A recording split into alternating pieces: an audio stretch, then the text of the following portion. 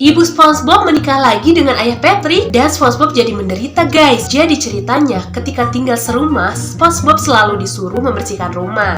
Sementara Patrick enak-enakan tidur santai, ibunya juga sama menyuruh SpongeBob untuk bersih-bersih. Dan ketika teman-temannya ngajak main, ibunya selalu melarangnya karena banyak pekerjaan yang harus diselesaikan. Karena ayah dan ibunya selalu membedakan SpongeBob dengan Patrick, SpongeBob pun sedih sampai ketika main game, Patrick lancang mengambil game punya SpongeBob dan ibunya pun memberikan game itu pada Patrick, padahal itu milik SpongeBob. SpongeBob menjalani hari-harinya dengan sedih, tapi suatu hari SpongeBob senang banget jalan-jalan bersama. Tiba-tiba aja mobilnya kecelakaan dan yang selamat hanya SpongeBob. Dan ketika SpongeBob tinggal sendiri, dia didatangi arwah ayah tirinya, ibunya, dan saudara tirinya Patrick. Mereka meminta maaf atas semua kesalahan yang telah mereka perbuat. Patrick datang-datang nyelamatin Squidward yang diserang siput raksasa. Squidward yang kakinya lagi sakit banget, jadi takjub banget diselamatin seorang Patrick. Mereka pun jadi deket, main bareng, main catur bareng, makan bareng. Bahkan sebelum tidur, Patrick didongengin cerita oleh Squidward. Dan ketika mereka dansa bareng, Squidward sadar bahwa kakinya sudah sembuh. Dia bergegas kembali karena sudah terjebak berminggu-minggu di tempat ini. Patrick gak mau kembali guys, karena gak mau kehilangan momen kebersamaannya. Dan ketika mau kabur, Squidward jadi terpeleset dan kakinya sakit lagi guys. Patrick pun jadi nggak tega, dia membantu Squidward mencari jalan keluar. Tapi setelah mereka melewati beberapa tempat, mereka tidak menemukan jalan keluar. Mereka pun sudah menyerah nih.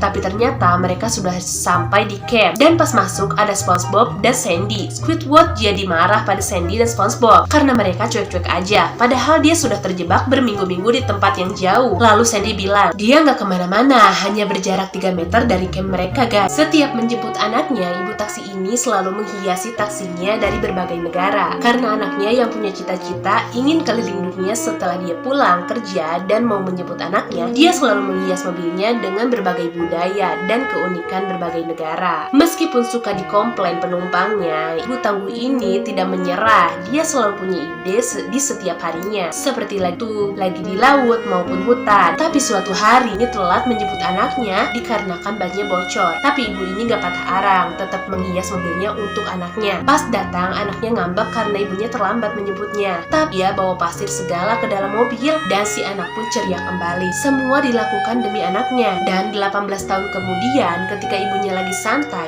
tiba-tiba ada yang datang. Ternyata itu anaknya yang sudah sukses dan dia berdandan seperti ibunya dahulu. Ibunya langsung memeluk sambil menangis dan akhirnya si ibu dibawa keliling dunia beneran guys sama anaknya.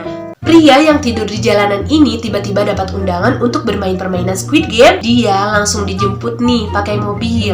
Untuk tantangan pertama, dia harus melewati permainan lampu merah dan lampu hijau. Untungnya dia lolos. Hampir saja dia nggak lolos karena dia mau jatuh dan ada yang nolongin. Setelah selesai, dia istirahat dulu makan makanan enak. Dan sesi permainan berikutnya mengukir di permen dalgona. Kebetulan dia dapat gambar cumi-cumi.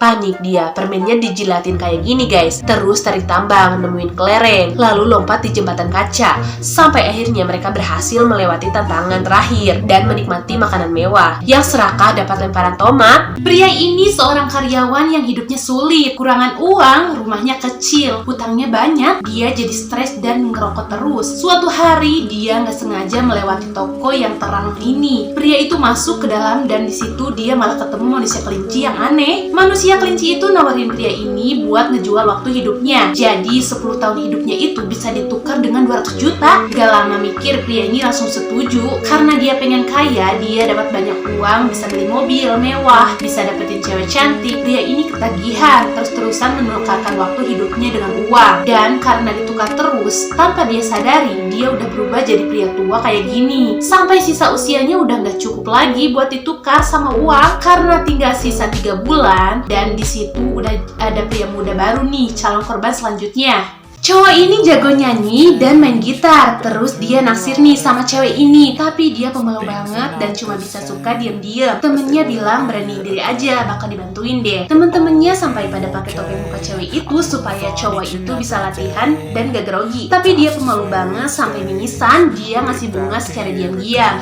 ngasih minuman juga diam-diam. Dia juga nolongin cewek ini waktu ada orang jahat. Selama ini dia gak berani nunjukin perasaannya. Sampai waktu itu cewek gak bawa buat tugas gambar, dan cowok ini ngasih tugasnya buat cewek itu. Jadinya dia yang dihukum deh. Terus suatu hari cowok ini mau nyanyiin cewek itu, tapi karena gak pede dia minta bantuan temennya. Jadi temennya ini lip sync dan di belakang sebenarnya dia nyanyi.